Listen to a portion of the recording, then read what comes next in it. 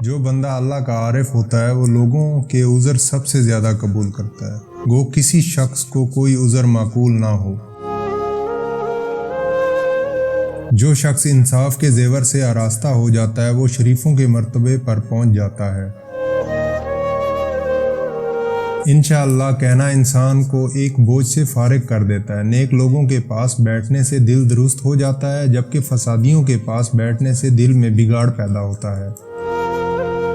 خوف اور امید مل کر دو ایسی رکاوٹیں ہیں جو بے ادب نہیں ہونے دیتی۔ سب سے زیادہ فقیر وہ بندہ ہے جس سے اللہ تعالیٰ اس کے حق کی حقیقت چھپا لے۔ خدا کی مخلوق سے ریاکاری سے ملنا خدا سے دور کر دیتا ہے۔ دل کی زندگی اس زندہ خدا کو یاد کرنے میں ہوتی ہے جسے موت نہیں آئے گی، اور بہترین زندگی تو اللہ کے ساتھ ہوتی ہے، کسی اور کے ساتھ نہیں۔ عبادات کو خواہشات پر ترجیح دینے سے بندہ عروج کمال تک پہنچتا ہے۔ اولیاء اللہ کو ہلکا جاننا اللہ کی معرفت کم ہونے کی علامت ہے۔ تمہارے پاس اصلی پونجی دو چیزیں ہیں، تمہارا دل اور تمہارا وقت، لیکن تم دل گمانوں میں مصروف ہو اور وقت بیکار کاموں میں ضائع کرتے ہو۔ چنانچہ جس کی پونجی میں گھاٹا پڑ جائے اسے نفع کیا ہوگا؟ جب انوار باطن میں سما جاتے ہیں تو اعضاء سے نیکیاں پیدا ہوتی ہیں۔ شفقت مسلمان کا ساتھی رہی اور اسے بہترین احوال تک لے گئی، جبکہ غفلت فاسق و فاجر کے ساتھ رہی، اسے بدترین حالات میں لے گئی۔ جو شخص دوسروں پر انگلی اٹھانے کا عادی ہو، در حقیقت وہ اپنی خصلت کا مظاہرہ کر رہا ہوتا ہے۔ کم سے کم تر انسان بھی دوسروں پر بھلا یا برا تاثر ضرور چھوڑتے ہیں۔ شخصی آزادی انسان کی عظمت اور مسرت کے لیے بہت اہم ہے۔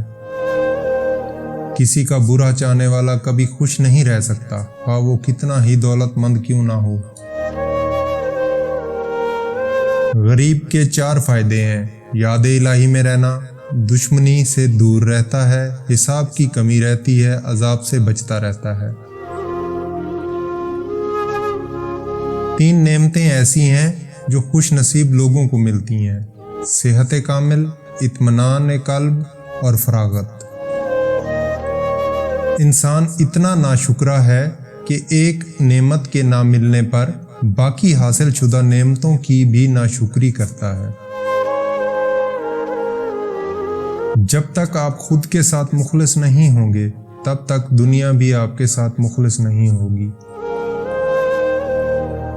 بلا وجہ کثرت سے بولنا آپ کی دماغی صلاحیت کو خراب کر سکتا ہے۔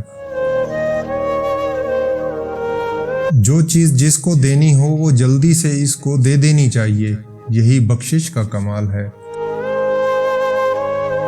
انسان کے کردار کا سب سے زیادہ اندازہ اس کی آنکھوں سے لگایا جا سکتا ہے۔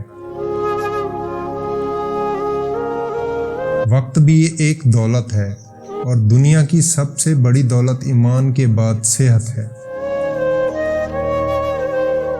اگر آپ دوسروں سے عزت چاہتے ہیں تو سب سے پہلے اپنی عزت کرنا سیکھیں۔ دوسروں سے کی جانے والی توقع خود سے شروع کریں۔ وہ مرد کبھی بوڑھا نہیں ہوتا جو ہفتے میں 1 دفعہ بادام بکری کے دودھ میں بھگو کر کھاتا ہے۔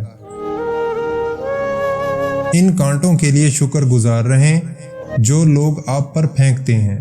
یاد رکھیں، گلاب ہمیشہ کانٹوں سے نکلتا ہے۔